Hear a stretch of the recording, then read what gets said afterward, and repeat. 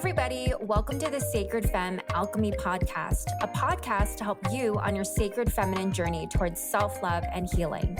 I'm your host, Lisa Mae Francisco, a sacred feminine guide and mentor.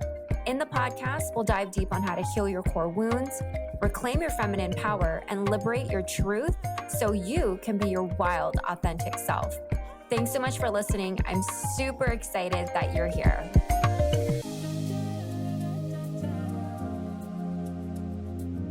Hey everybody, welcome to the Sacred Femme Alchemy podcast. I'm so excited. I have one of my favorite guests, Cami Minerbo. She formerly was part of the Blossom Experiment, but now she is part of the 11 a.m. club. And we were just in the green room chatting away. And I was like, girl, we just have to record. Like there's so much energy between us.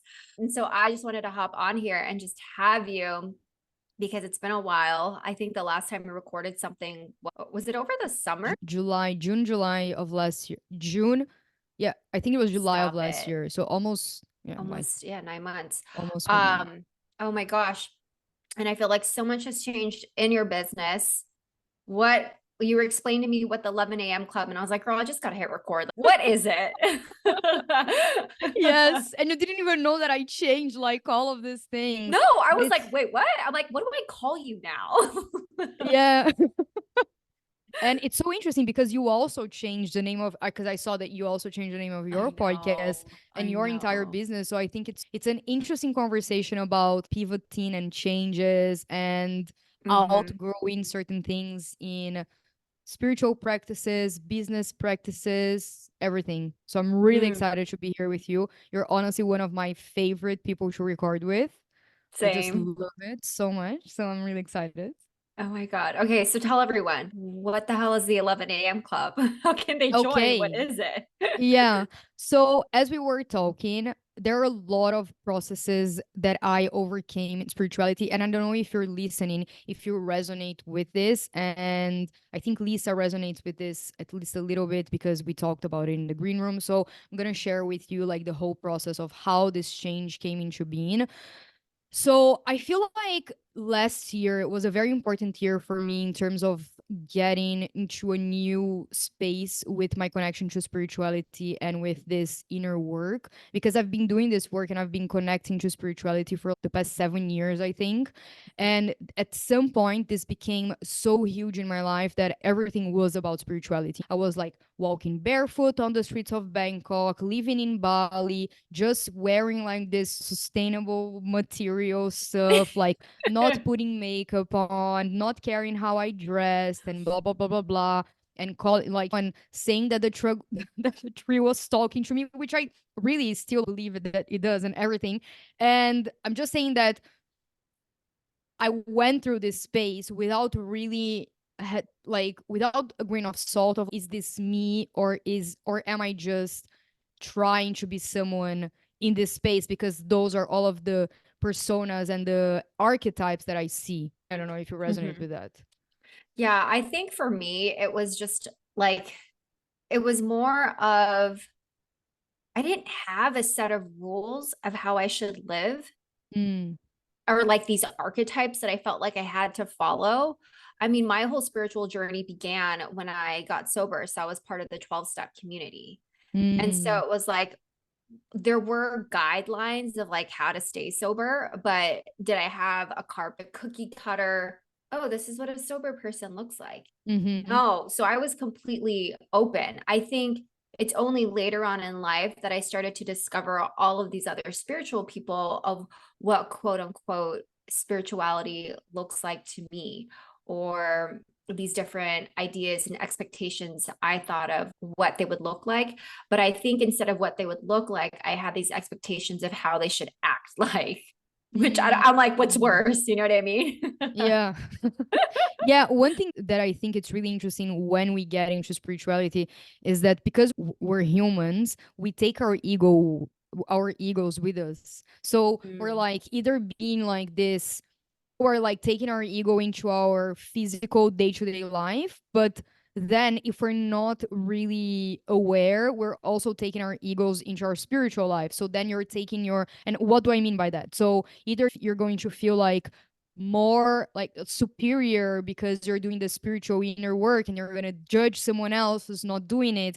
Or the other day I saw this guy, you're going to love his content. He's so funny. Like I think it's Charles Pisces, something like that. I don't know. He's Australian, and he makes he creates content like spirituality and things like that. But he also creates very funny little skits of spiritual people. And there is one that he's like, when intention setting gets competitive.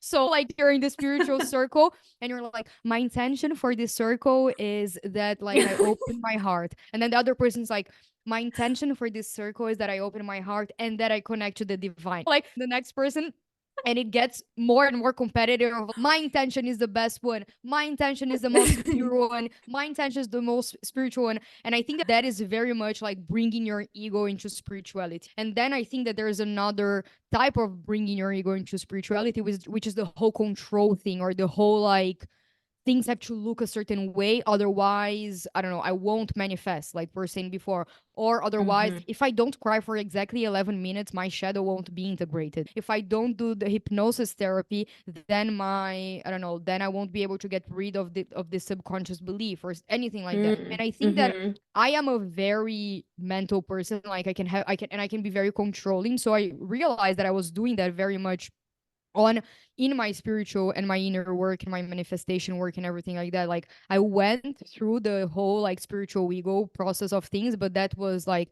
5 years ago. I kind of overcame it, but then my ego was still in my spiritual work, but in a more of a, am I doing enough spiritual work? And also the shadow, quote unquote, like the I don't know, trauma of not being enough or not doing enough was not only overflowing into my career and my business of, am I creating enough? Am I making enough money? Am I doing enough on my business, working enough hours, blah, blah, blah. But it was also spilling onto my spiritual work of, am I doing enough meditations? Am I journaling enough? Am I blah, blah, blah enough? And blah, blah, blah.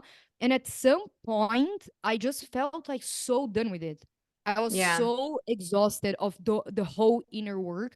Every time that I went on a podcast, like every time that I press play on a podcast, not went on a podcast, every time that I press play on a podcast, felt like all these people were telling me whatever other thing I needed to do. It was always like, yes, go do this on your business and blah blah blah. Or, yes, do this other meditation, or like this other thing about shadow, this other thing about like how to make more money, this other concept about manifestation.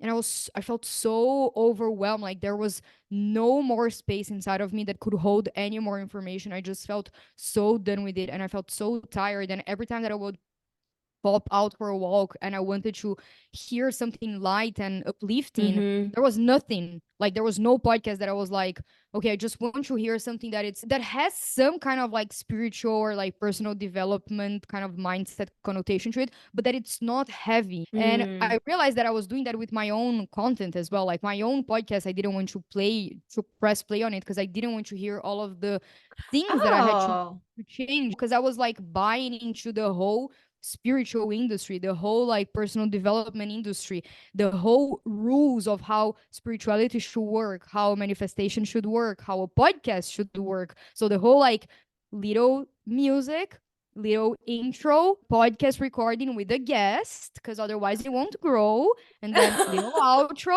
and then little music. And at some point I was like, in my emotional authority, in my intuition, I was like, this is not feeling good. This is not feeling good. And so I was like, you know what? I don't want to be a part of this industry. Like I don't want to play this game. Even if my podcast doesn't grow at all, I don't want to perpetuate this, because I want to do it in my way, in my authentic way. Oh, And wow. So so then that was like the process of how it all started.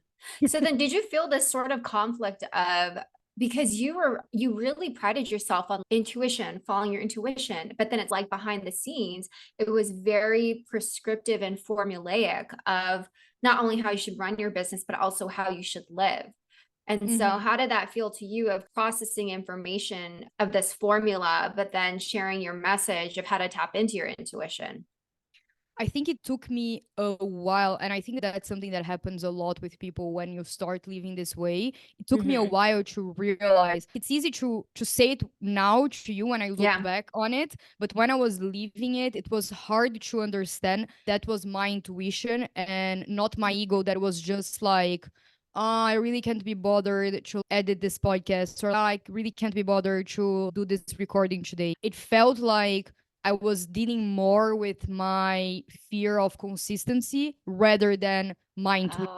Oh, so it's kind of like your ego came in and masked it. It was like, oh, it's because of this. It's not because it's actually your intuition telling you what it Yeah, is that you need to know, because all these other people know better because they have the thing that you want. And you should probably listen into them, which I think yeah, is so common, especially not only just in like spirituality. We were talking about this other manifestation technique where it is very much like process oriented. There's a lot of definitions for certain things. And I think I was only part of that group for a couple of, I mean, I totally drank the Kool-Aid. I totally drank the Kool-Aid. It like hmm introduced me to so many amazing people. But then at the same time, like I just saw it become very cerebral. And like I was telling you in the green room, like I just felt like at a point too where I was putting other people on a pedestal of like them knowing more about my life and how I should live than myself. And it's at one point I just had to let go of the reins or the control and be like, no, I have everything I need inside of me.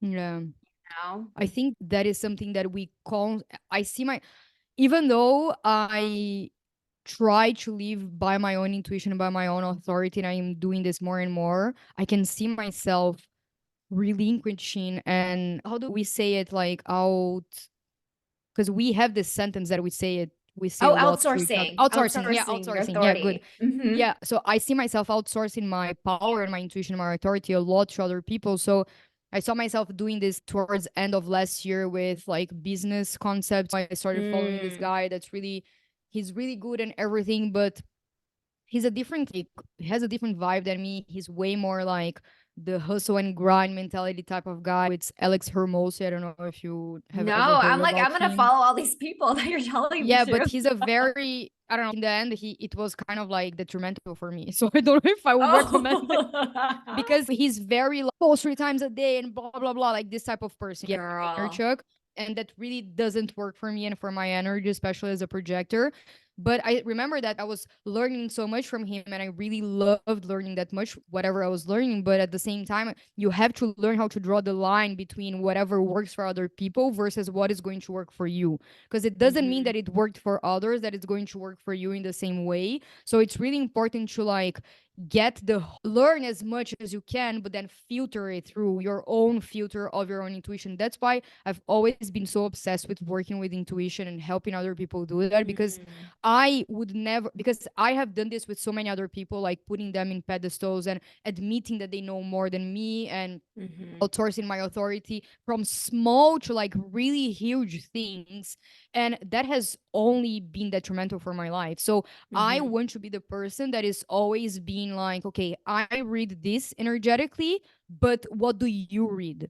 How do you see it? Like, how do you Mm-hmm. think? What do you think the universe is asking from you? Because maybe Mm-hmm. I am human, everyone's human. It's going through my own filter every time, even if you're like, except if you're channeling or something, like it's always going through your filter of your own life, your own experiences. So it's just impossible to be like, even if you really try, it's nearly impossible for you to be have no like have no influence at all as to what unfiltered, have no filter of, no, that's not the word, it's not filter, no, being sidelined, you know what Mm-hmm. I mean? There's a Yeah, word yeah, for that yeah. that I Mm-hmm. forgot. Mm-hmm.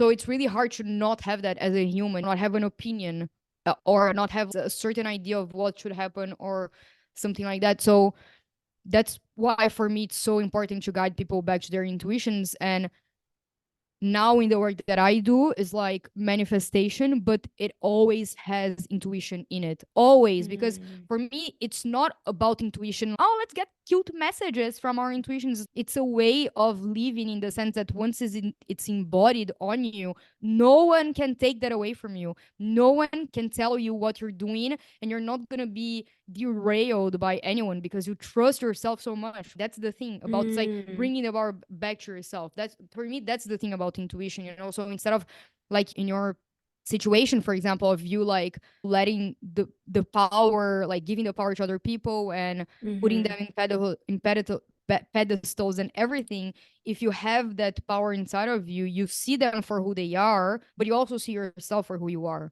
And then you allow yourself to get the knowledge from them, pass it through your filter, and then say, okay, what do I want to leave with me? And then what do I want to let go of because it doesn't serve me? And it's okay that it doesn't serve me. And I think that's a perennial thing, right? Whether it's people that you look up to for like spiritual reasons, people you look up to as coaches, if you're like starting your own business, or if it's just like people in the industry that you admire that are actually further along, thinking like, oh, I can't get there. Or, and that's something that I've had to work through in my business of, especially like when I started to pivot in this direction of being a sacred feminine mentor, like getting the divine feminine space, like I had a lot of resistance towards that. I was just like, oh, I don't want to be one of those coaches. Like I totally didn't, but I couldn't deny this like bubbling passion that I had, and knowing that this was like the direction that I was going in. And I was like, fuck it. All right, I'm just going to say yes. I'm going to do it. I'm going to answer the call. And but it was like, it was very hard for me because I was like, oh, well, like to go back to that point of what does spirituality look like? I was like, well, what does a divine feminine coach look like? What does she talk about? What are all those like experiences that she's having? And it's, you have your own fucking experience. I was like, you have your own experience and no one can tell you whether or not you are something.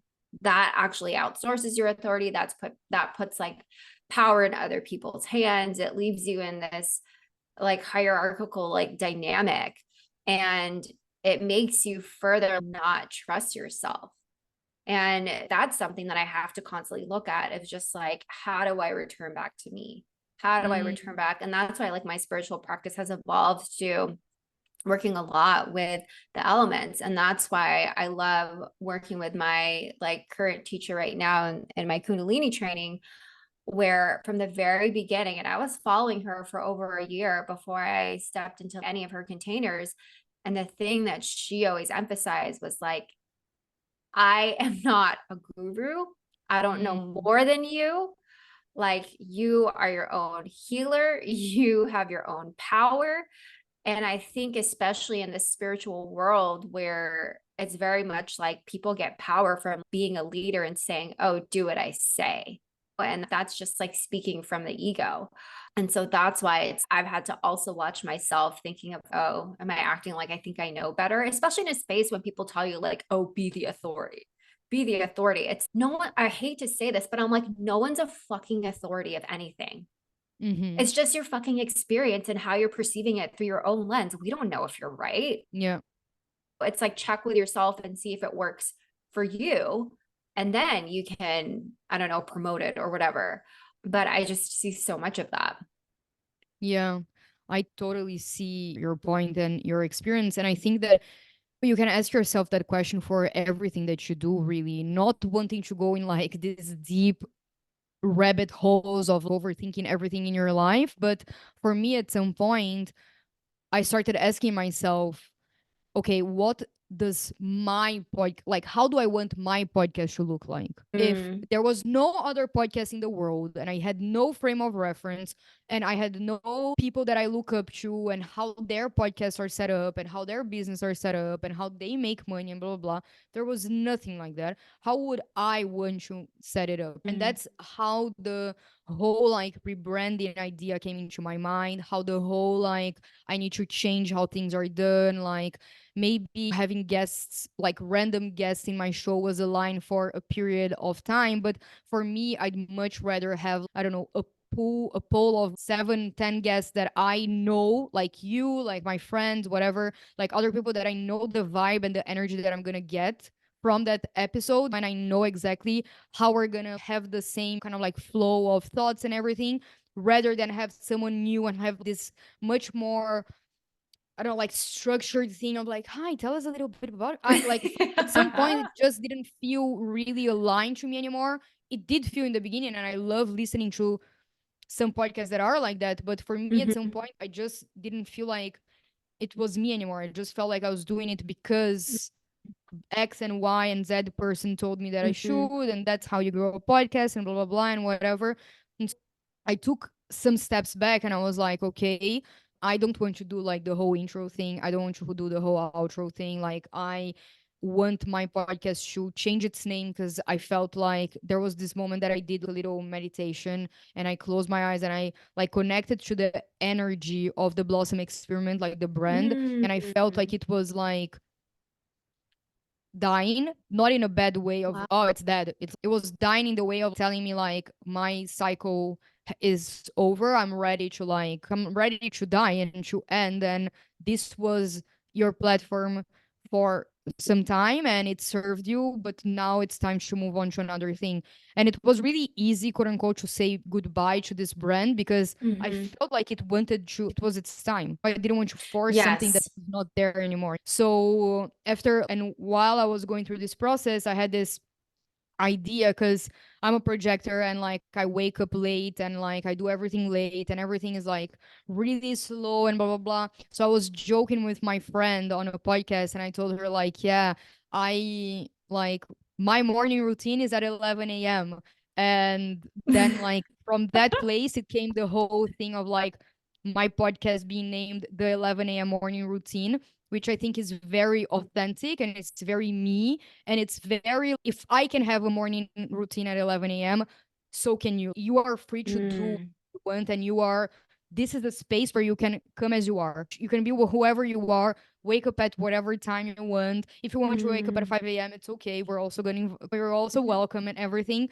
And then from that concept of the 11 a.m. morning routine, the podcast, it came this idea of the 11 a.m. club, which is the extreme opposite of the 5 a.m. club that we see online. And it's Mm. based on this hustle culture and grinding and blah, blah, blah.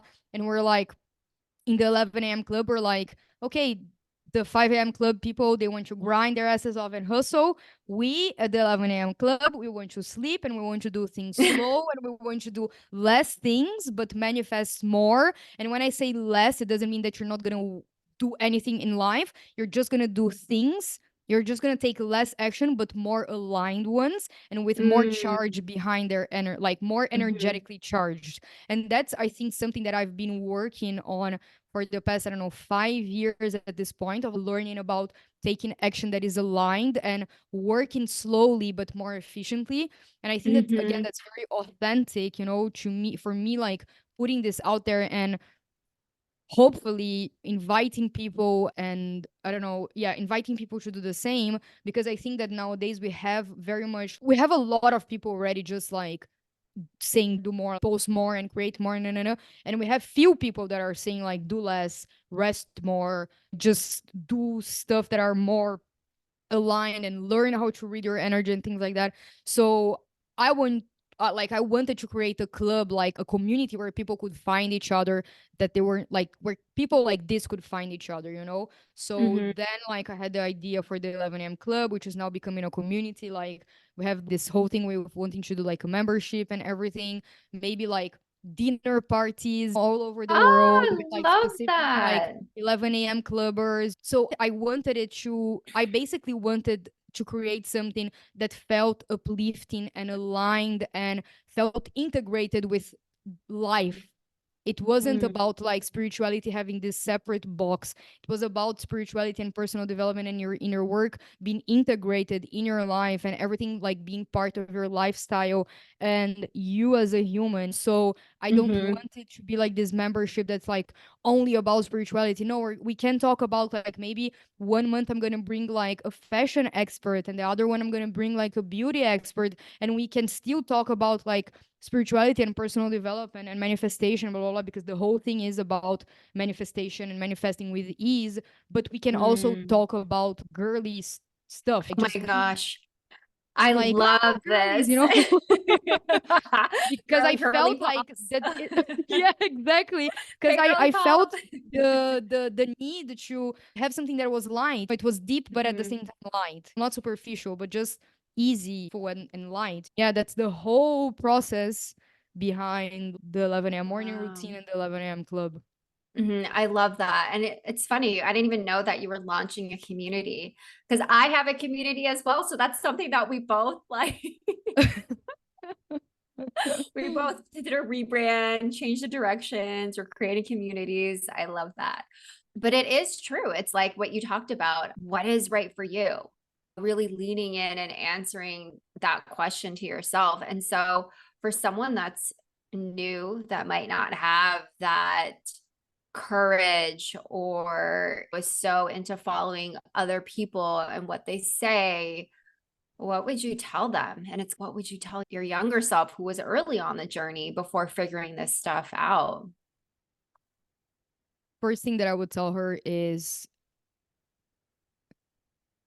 to first thing is trust that you have an intuition, you have something that is working inside of you. Second thing, no intuition is above someone else's intuition. Like my intuition is not better than yours or knows more than yours. And I'm saying that because I remember that in a lot of my moments, like in the beginning of me working with spirituality, I used to think that my intuition wasn't as attuned or as aligned or as as good as like the guru that was in front of me just because she was the guru.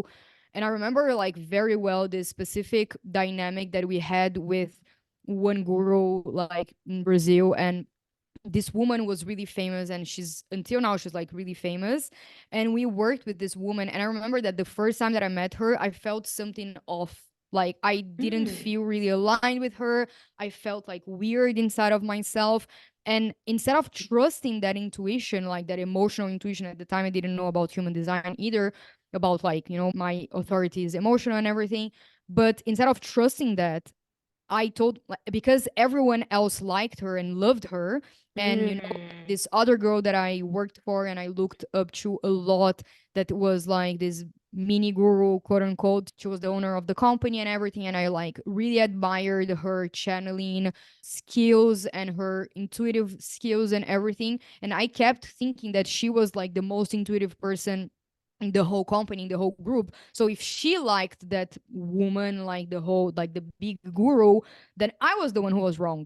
Then I was the one, Mm. like, really, I remember having thoughts of, oh my God, I probably have dark energies inside of me because I can't handle this much light, which is in the guru. So I'm the one that has to do work in herself. So not only did I Mm. like not trust my own intuition and my feelings, I also downplayed my energy and I put myself in this little box of this like little monster. Mhm. And we like from that point, fast forward like 2 years, turns out this woman was really off and she was like just really weird, doing like weird shit with weird people.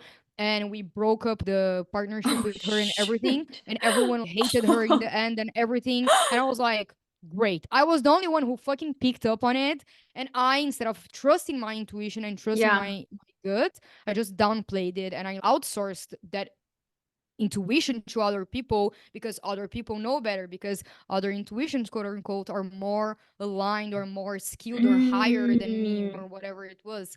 And that's why the second thing that I would be saying to someone if they were in front Yeah. of me, for anyone who's listening, is knowing that your intuition is always right for you. If you make sure that it is your intuition, of course, and not your mind or something like that, and there it takes practice to understand what's your intuition and what's your ego, what's your mind, but your intuition is always right for you, always. And it's always going to know more than someone else's intuition about you. Mhm. I can't come to you and say, my intuition, Lisa, thinks that you should dye your hair blonde. Sorry. Hi.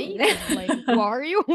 And the third thing that I would tell someone is that you have to start trusting it in small things and then seeing the Absolutely. like the impact of that, so you can start trusting it with big things. So I remember like yesterday, for example, I have a cute little story, maybe it will help anyone.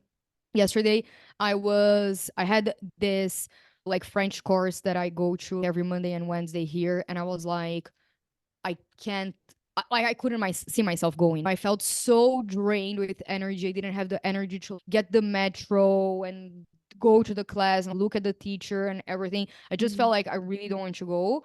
But my mind was telling me like, but you missed Monday. But you upset. Yeah. But it's not a nice thing. You're not being consistent. Like all of the shoots of the mind. And I was like, maybe I should force myself, but I really can't go. And I was like, okay, you know what?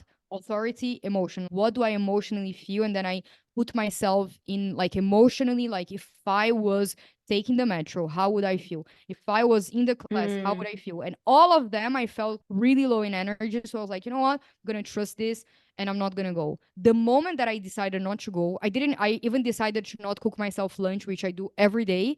Yesterday Oh. was like the first time in, I don't know, 8 months that I took myself out for lunch during the week. And because I didn't have energy even to cook, the moment that I decided to not go and that I took a little lunch for myself, I felt a surge of energy. I went to a cafe. I worked a lot. I had so much focus and everything.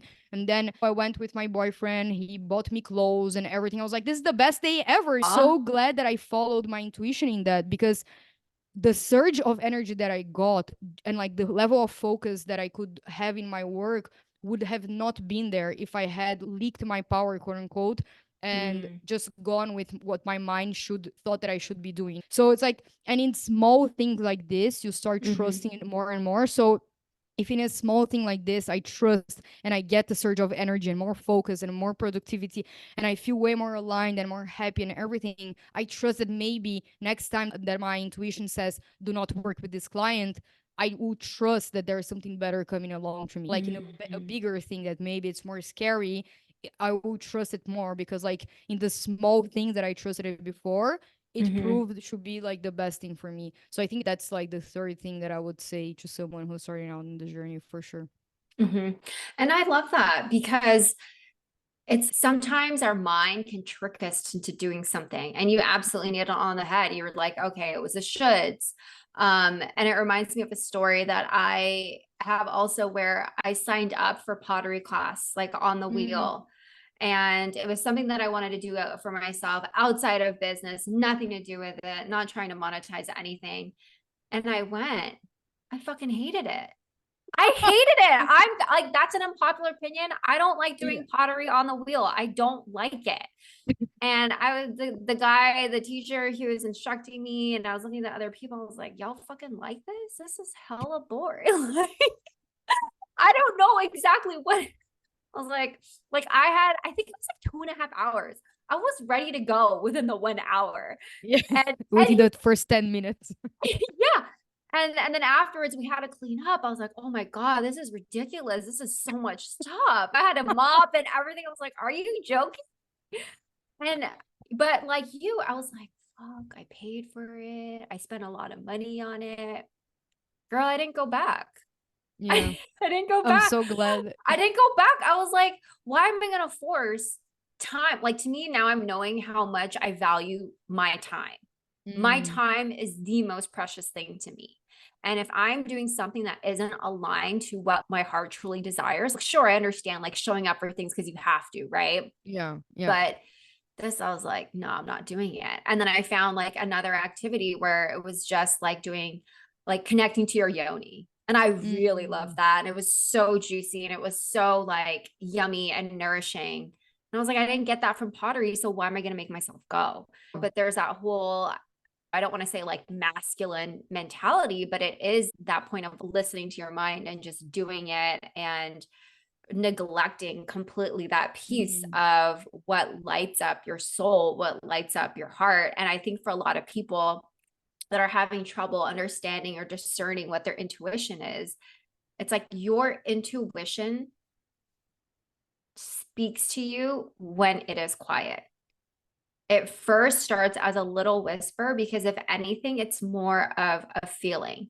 And if you can't tap into your feelings, it's because maybe you've disassociated from your body, or like other people have told you certain things and you're like, okay, I should just follow them instead of listening to me.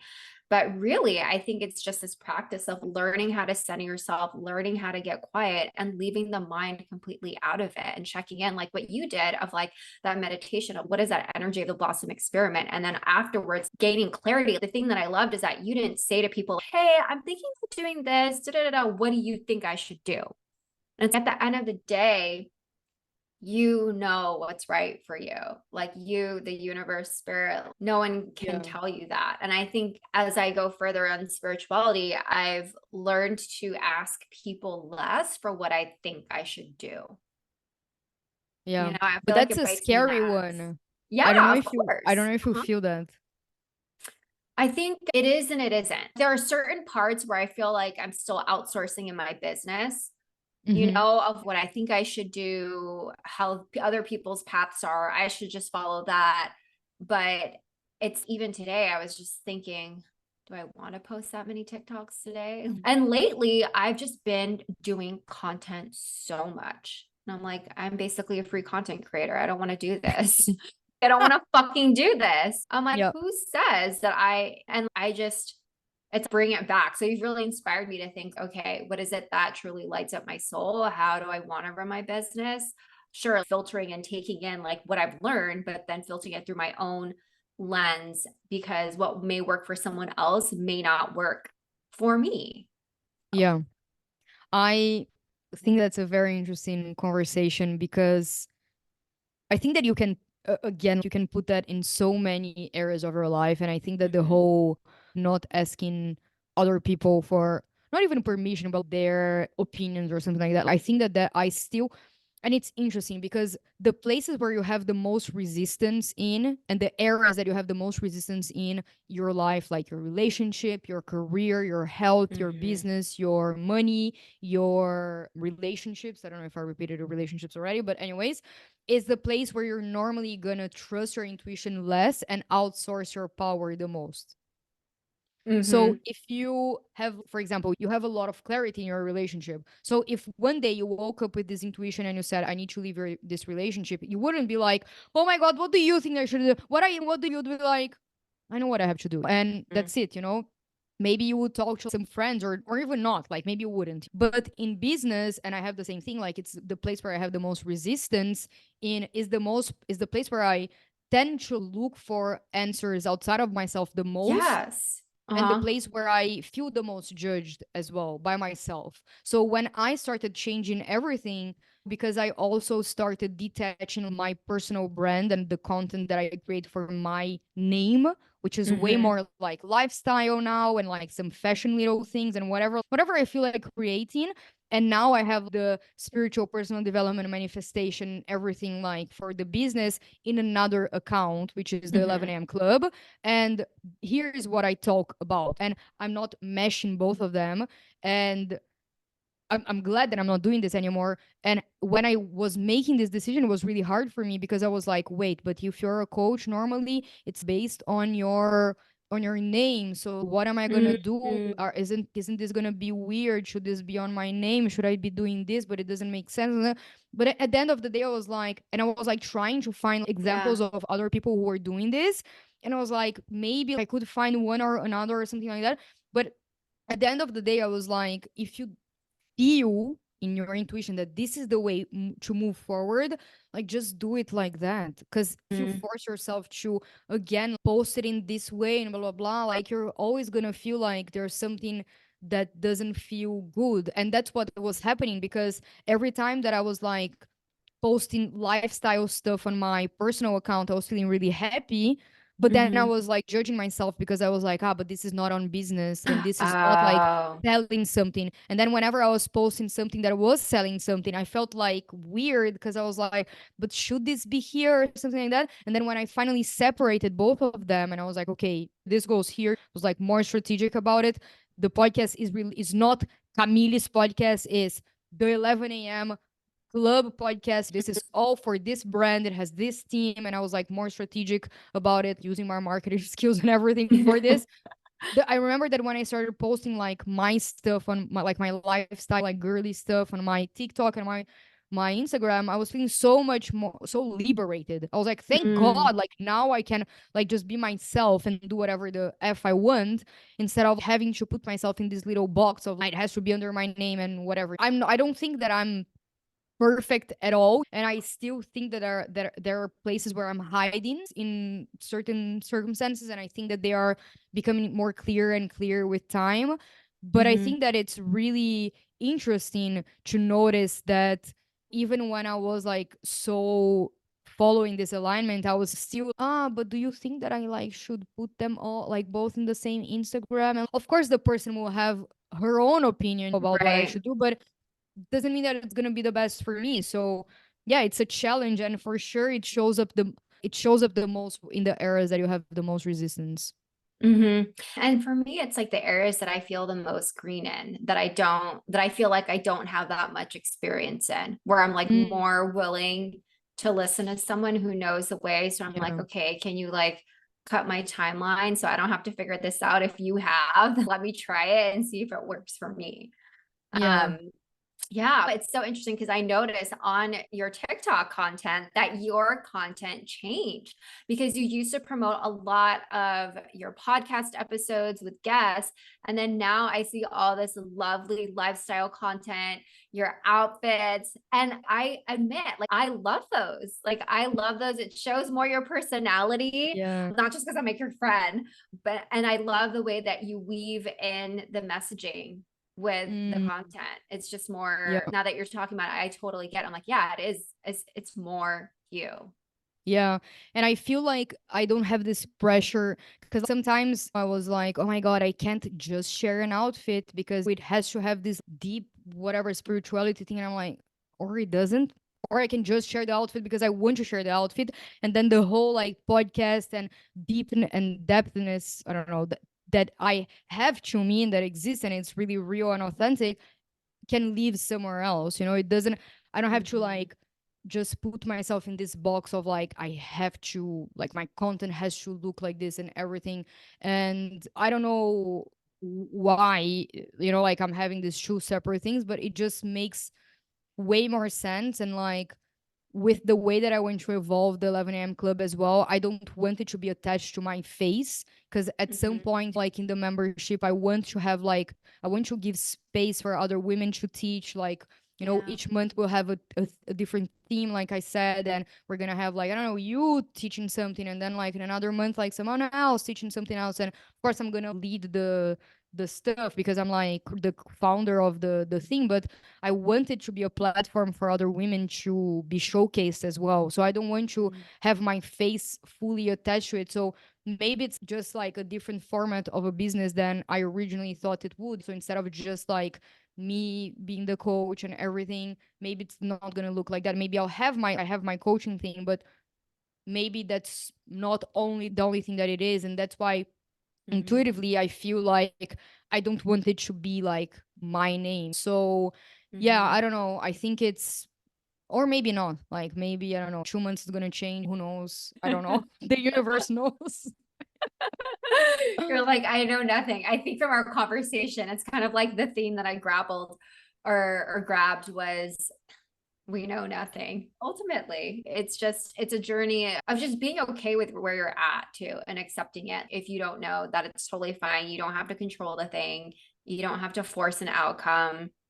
You can just be like, you don't have Yeah. to do. And it's funny because I'm actually doing the Kundalini training, like I told you. And so we do have to wake up at 5 a.m. for our sadhana, for our spiritual practice. Oh, There are some days I do, there are some days I don't. There are some days where I'm just literally in Shavasana the whole time, and it's fine. And then, like, our yeah. teacher even says that when we do have sessions in person, like when she did it, her training, she said, yeah, people would sleep. It's totally fine. And it's not like anything bad's going to happen to you. If, And like you're not like living in a retreat and only doing that. Like you're also living your Mhm. life. Maybe you have kids or something like that. So maybe some days you're not gonna be able to wake up at 5 because your kid was screaming the whole night. What are you gonna do? Feel bad and say, oh my God, the gods of Kundalini are not gonna give me the energy today because I didn't wake up. I don't think that's how the universe works, but okay. Like I think Yeah. that's so important that she says that because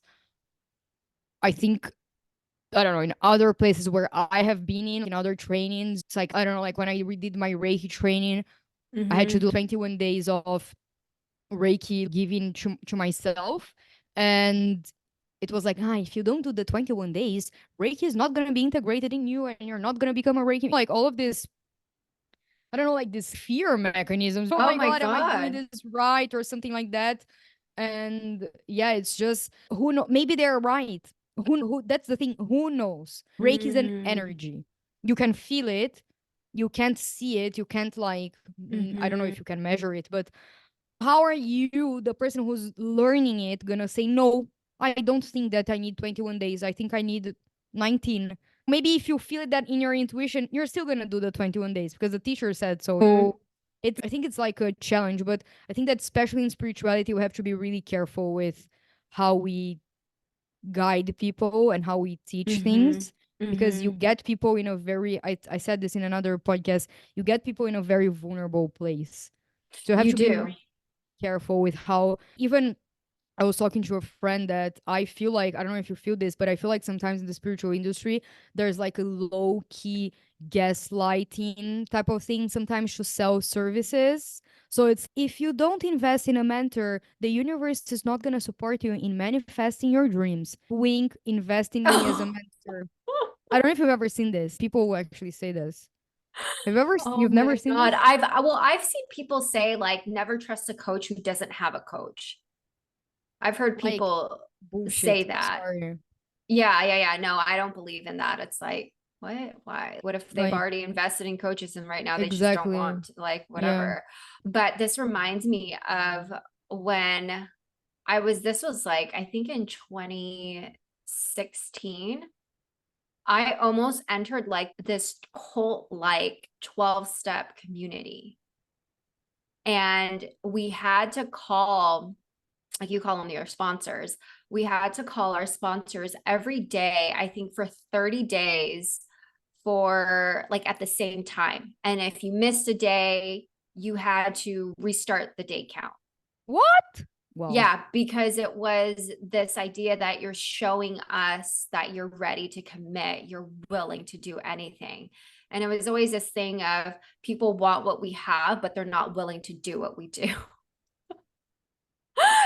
Welcome. Like, And this is the opposite of, if you're afraid of what Lisa just said, please, you're welcome at the 11 a.m. club, because we're the opposite of that. You don't have to call anyone. You don't have to do anything. You can just be. Like, you can just be. yeah. No, and it was fucking wild because there was just so much shit that I didn't agree with. And I was like, but these people look happy. So maybe I have to do what they're doing. And it just never sat right with me. And I remember one moment where it was like you had to go through the steps and you would get to a certain step. And after that step, they didn't explicitly say it, but it was basically on the undertone of you have to get rid of your mental health professional. Like you can't work with Wow. a therapist if you work with us. And it was very interesting. It was very much like Stepford Wives. It was fucking weird. That's a And like quote. it was a total fucking cult. And it was interesting because I was like, this is fucking weird. I don't like it. I was in it for maybe 6 months or so. But once they told me that, they're like, you had to get rid of your therapist. I was like, no, I'm good. And when I told my therapist what had happened afterwards, she was like, I'm really glad that you came to that decision on your own, because as a therapist, I can't tell you what to do. I can only guide you and by asking new questions and like you coming on to your own conclusion. But she said the number one thing, like if you think you're entering a cult, is like they make you rely on them solely. So Yeah. any type of toxic abusive relationship, if you notice it, even like romantic relationships, they will make your world so small that you only rely on them. And that's like the codependency, that's the guru like Yeah. mentality, and thinking that you can't survive without them. And so literally like taking away all of your support system. And so she's, I'm really glad that was the final straw for you. And the other women that were in that group, so it was like a women's cult thing. And they were like, oh my gosh, they were inspired that I left. And I was like, yeah, because this is fucking weird. Like, how are Yeah. you? And they all felt the same way. Yeah. Yeah. And so I'm just like, okay. And so I remember when I left like my therapist, because I like changed therapists or whatever, she warned me, she was like, just be really careful of people who you meet in the spiritual world. There are a Yeah. lot of crazy people out there. And just remember your experience and that you know what to do.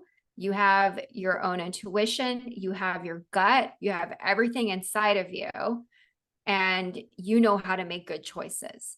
Yeah.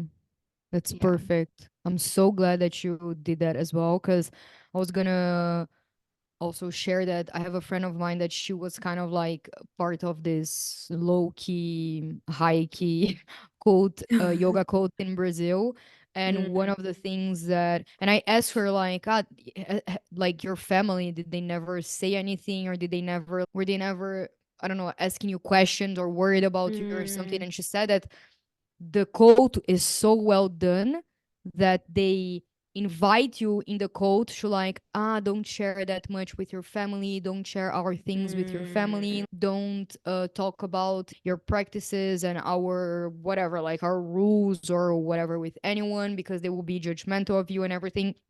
And that's very much a tactic to not raise some sort of red flag from other mhm, people and to shun you from your support system and everything. So yeah, I'm glad that you brought that up, because I think that it's interesting, because I think that there are like the hardcore codes in spirituality, but there are mhm, also like the soft core quotes as well, that you don't really see or understand how they are quote, but it it is kind of like low key one, and people are all like using the same words to express things, like having the same, following the same little things and becoming kind of like little robots of the spiritual process or something like that.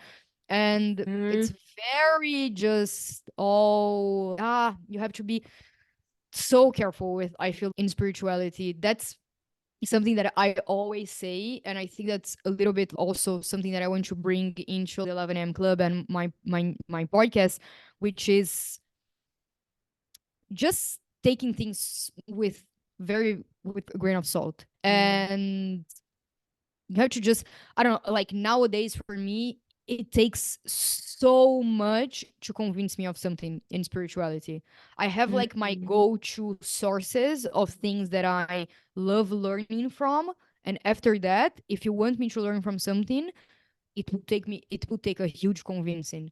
Because naturally I'm already a skeptic, but I've seen so much shit and so much bullshit in spirituality in the past 7 years that nowadays I'm like poker face. I'm like, yeah, you're not getting me. You're not getting me. Like, don't worry, you're not at all. My money, my time, my belief, mm, everything. I'm so skeptical nowadays. Not in a bad way, more in a mhm, critic thinking kind of way. mhm. And I started recently studying Kabbalah. I don't know if you've ever heard about it. Oh, wow. Really nice, and I've been using it a lot with my clients as well in like manifestation principles, because they have Yeah. some things. And it's really interesting, because for me, I've always received certain messages from my intuition of how like the universe works, and how like Mhm. life, like in the sense of like the purpose of life, or like parallel realities and everything. And a lot of it is confirmed by Kabbalah. Like as I watch the classes, I'm like, this is that intuition that I had, this is that intuition that I had. So for me, it's really interesting Ah. to learn it, because it feels like I'm relearning something. But even Uh-huh. as I'm learning it, there are some things that the teacher says, and I'm again Mm, going through my filter, taking it with a grain of salt. mm, Either I'm not ready for this information because I think that exists, or this just doesn't make sense to me, and that's okay. I can let it go. I don't have to buy into the thing and be like, oh my god, this is the holy grail, abandon everything that I knew before and mhm. just be. Or like human design, for example, I freaking love it, use it with my clients, use it on my life, blah blah blah blah blah. Take it with a grain of salt. I'm not gonna be like waiting for the invitation if I want to move to Cape Town just because I'm a projector. I'm like, no, no one has invited me, so I'm not gonna move. Fuck it, I'm gonna move because it's my life. I just so take it with a grain of salt, like everything. You didn't get the invitation. You're like, oh, I can't go anymore. I can't go. Yeah, yeah. Seriously, I have a friend that, well, it's not a friend, he was a colleague, and he's a projector and he's a human design teacher. He lives like that. He Oh. only moves if people invite him. He only talks if people invite him. If this is his life, I'm happy for him if he's happy, but I like, even if I'm living wrong, quote unquote, according to Uh-huh. human design, I'm not gonna live like this. Is he a So projector or yeah, yeah, what yeah. does he? Oh, okay. I'm a So you have to wait generator. for the invitation as I'm a a projector. generator, so it's you have to respond to other Yeah. people, and mine is more in the sacral of Ah, when you're to a make sacral. decisions. Yeah. Yeah. Hmm. Hmm. Yeah, that's very you, I feel like. But like in a good way. But yeah, you have Yeah. to take everything with a very big grain of salt, just for anyone listening. Oh my gosh, absolutely. If anything, I think that when I reflect back, I'm really happy with where I'm at spiritually. Really happy. And as we were talking about it in the green room a little bit, I think it was super spiritual in the very, very beginning when I got sober in 2011. Mhm. And then it became more, it was like very much like you, higher power, source, spirit. And then it became very much mental, cerebral, work with your psyche. And then it became too much of that. And I lost that Mhm. spirituality.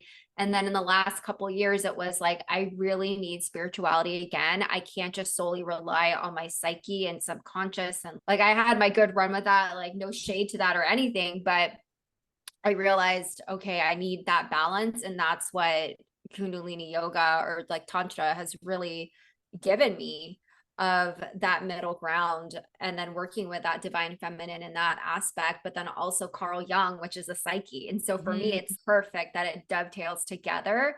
And then being able to work with the elements and mysticism and Kundalini Shakti for healing, where it's not just talk therapy to someone, but I'm working with a dream analyst right now, again, analyst. And that's like the way we get to look at the subconscious, but we never dive into, well, what was the trauma? What was the Mhm. story? And it's, oh my God, girl, I've talked so much about it, but really understanding a new language of symbolism. And so I feel like I'm just blossoming into this new space that I just absolutely love. And it just feels like a breath of fresh air. And it's like applying these like sacred ancient technologies of like doing Tantra, like working with Kundalini Shakti, and seeing results, like energetically being able to work on Mhm. my mind, body, and spirit at the same time, which I absolutely love. I love that. And I think that at the end of the day, you're going to create your own concoction of it, and Mhm. you're going to nourish your clients and guide your clients with this unique concoction from all of the things that excite you, that you are excited to learn from, and all of the studies and practices that you do in your own life. And I think that's what we're here for, to create our own things and to carve the path that is uncarved. And we'll only be able to do this if we trust our authorities, our intuitions, our souls, and everything. Because Mhm. sometimes, like, whatever we are meant to be doing, no one else has done before in our Yeah. unique way. And if we keep looking for outside validation, for the outside answers, we're not going to find it because it doesn't exist. So it's more Mhm. scary, but, and it comes with a lot of trust as well, but someone's got to do it. So where can people find you if they want to listen to your podcast, if they want to join the 11 a.m. club, all of that good stuff?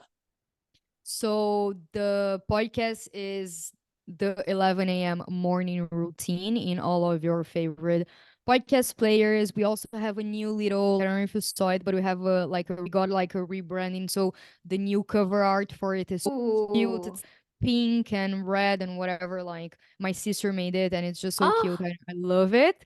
And adorable. anyways, and then the 11 a.m. club is, we're on Instagram with that name and on TikTok as well. So at the 11 a.m. club on both TikTok and Instagram.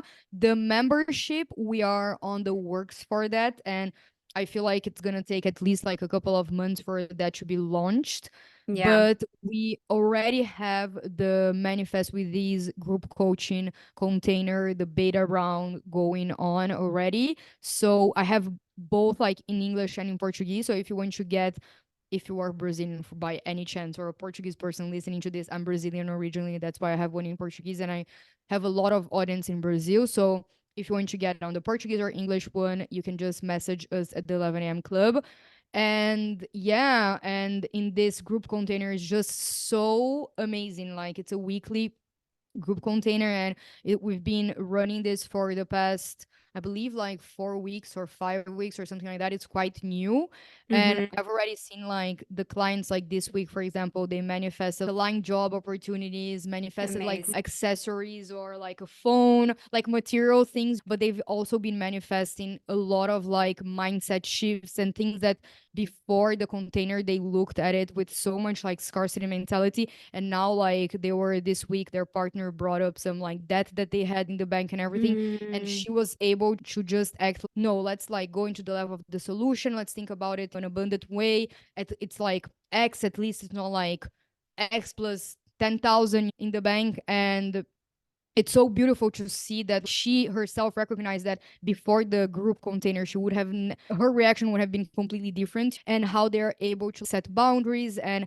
bring the power back to themselves, and they're finding money in random places and just cute mm, material things of the job, the money, being able to charge more for a freelance opportunity that before they would have never been able to charge more and things like that. So I'm seeing like people actually like manifesting so many things, and it makes me so happy because they're not doing it from 10,000 meditations, scripting or journaling, scripting, or they're like mm, hours like listening to the positive affirmation. They're just learning in the calls to embody the work. And the more that you mhm. embody and the more that you learn how to read what the universe is asking from you, what life is asking from you, so you can go to the next level of your life, that's how things work. But it's much more from a place of embodiment. That's what I feel like, and I've seen that impacts more than the amount of hours that you put in like meditation or journaling or like Mhm. crying or talking about your shadows. And I always tell them that in a group coaching, like we can talk about the inner child and we can talk about whatever, why you are feeling this way, if you feel in your intuition that we need to talk about it. Because if you feel like you just need to cry on the floor and you don't know why, that's okay as well. And that's like a client of Mhm. mine. One day she was like going through like a transition and she just felt like this urge to cry. And then she remembered that in the call I said, if you feel the like that you need to cry, but you don't have a logical Mhm. explanation as to why, just cry. But like you don't need to find out I'm sad because of this. Like sometimes there's just energy that needs to move in your body. You allow Yeah. it, and then after like crying for 10 minutes, she was like, oh, okay, I'm done. And she felt better. That's Good. not, Yeah. it can be just as easy as that. You don't need to go through like the crying and then like 10,000 pages of meditation, well, 10,000 pages of journaling to find out what was the inner child crying about. Sometimes you will. And I'm not saying like that's a bad thing because I love this type of practices. And sometimes if your intuition feels like you need to go journal. I'm just saying that if your intuition feels like you don't need to go journal, then don't. That's Mhm. okay. And there's no one right way to do it, and that's what I'm loving to see in these calls and in these processes, and how they're like learning to embody. And it's just been so amazing seeing them at, like actually manifesting with so much ease, quote unquote. Like not that it's easy in the sense of I like what the mind thinks is easy, it's just Yeah. I don't know, like effortless, like more of Mhm. a, it's integrated in my life and it's embodied. So yeah, it's just the whole concept of doing less and manifesting more, but not doing less in the way that you're like not doing at all. You're like just Yeah. taking the aligned actions like a cheetah. Very projector of me as well. So yeah. Oh my God, I love this. Thank you so much for being on the Sacred Femme Alchemy podcast. I always love having you. I always love connecting with you. Always love jamming with you. And I'm sure there will be many more. So thank you, thank you, thank you. Thank you for having me. I loved it. Oh my God, amazing. All right. And thank you all for tuning in. And I will catch you all on the next episode. All right. Bye, everybody.